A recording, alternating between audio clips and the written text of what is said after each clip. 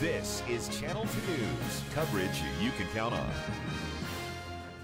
A flash flood watch remains in effect for a good portion of northwest Nevada tonight. To look at where the rains are headed as Storm Watch tops Channel 2 News at 6:30. After some significant flooding and rain yesterday, we definitely had a repeat performance today. Good evening, I'm Kristen Remington. And I'm Wendy DeMonte. Thank you for joining us tonight. We do begin with Storm Watch team coverage. Chief Meteorologist Mike Alger's in the Weather Center with a look at where the potential for flooding is tonight. And Ryan Kennedy is live on the Tin Horn Road in North Washoe Valley with a look at flash flooding in that area.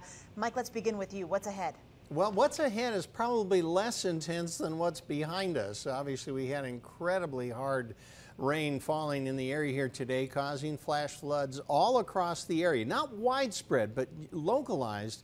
Some of those rain rates were in excess of 2-3 inches an hour, and they fell for relatively short periods of time, but it doesn't take very long for this kind of action to happen. This is a movie that Arancha Bejarano sent in here from Kitsky Lane. It was out by Toys R Us, I believe, in that area, and you just look at that parking lot. It's just getting absolutely flooded out straight from rain falling here. This isn't even really runoff.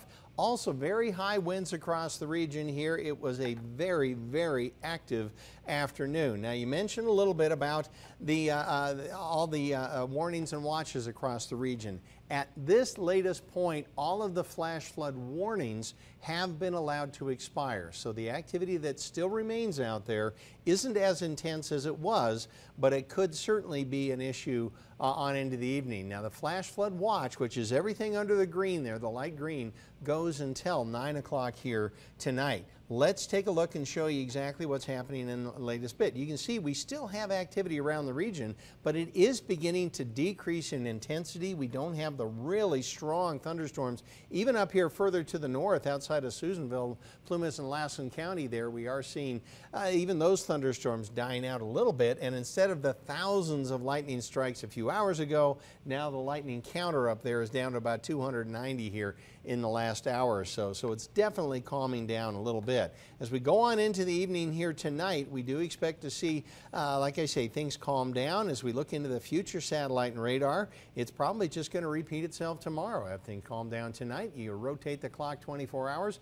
and boom, we blow it up again tomorrow afternoon, mainly starting in the mountains, but going pretty much all across the northern part of the state. I do expect more flash flooding in areas tomorrow. We'll tell you more about that with a complete forecast update coming up here in a few minutes. All right, Mike, thanks for the warning. Meantime, residents in Washoe Valley were also hit extremely hard by today's flash floods. Yeah, Ryan Kennedy joins us now live on Washoe Hill with a closer look at some of the damage. Ryan, it got pretty bad down there, didn't it?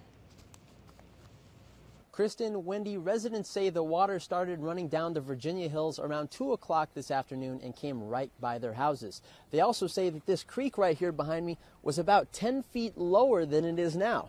That is, of course, before it was filled with water, mud, and a ton of rocks. Try and do whatever you can for drainage. My leach field is under rock and water right now. My front of my house is, I don't know, I haven't been there yet, but from what I can see from here, it's got all types of mud there.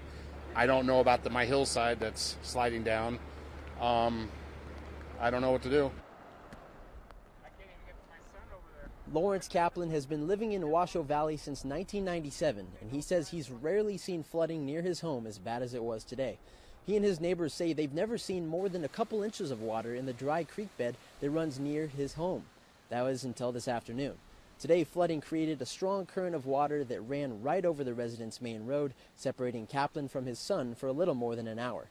After seeing the power of today's rapids, residents here are reminded that crossing through flash floods is never a good idea.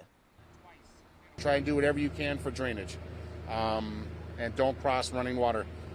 Because I have a big truck over there that it would have been in the ditch, and that's four-wheel drive. Oh, I got a four-wheel drive, I can cross running water. No, don't do it. The task of cleaning up the mess. The flooding on Tin Horn Road isn't as bad as it was a couple hours ago, but now they're faced with the big task of cleaning up all this mess out here. Covering Storm Watch live in Washoe Valley, Ryan Kennedy, Channel 2 News.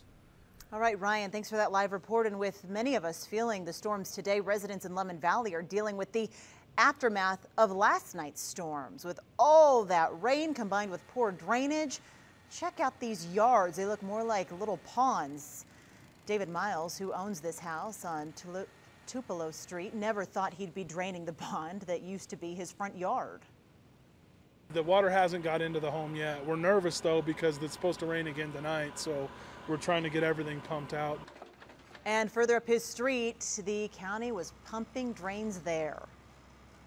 We spend literally tens of thousands of dollars on weed abatement. That's typically what clogs a lot of these drains. But you also get sediment from people's backyards or open space and that type of thing. And he says the rain that hit here last night would have overcome any drains here. You'd have to have a ditch probably as wide as a street to accommodate that much moisture. Luckily for David, friends and neighbors are all pitching in to help with the cleanup. Unfortunately, most of the time, flood damage isn't covered by homeowners insurance. It's actually an extra policy that many people don't realize they don't have. A lot of consumers don't want to take the time to review their insurance until something happens, and then it's too late. Flood insurance is a program regulated by the government and needs to be purchased separately from your standard homeowner policy. Flood policies also have a 30-day waiting period, so if you're calling now to get covered, it's not going to be much help for this week's storms. Marinder says the best advice is to schedule regular meetings with your agent to go over your policy and make sure you are covered for the major risks. Well, to learn more about getting flood insurance, just head to KTVN.com and click on the news links button.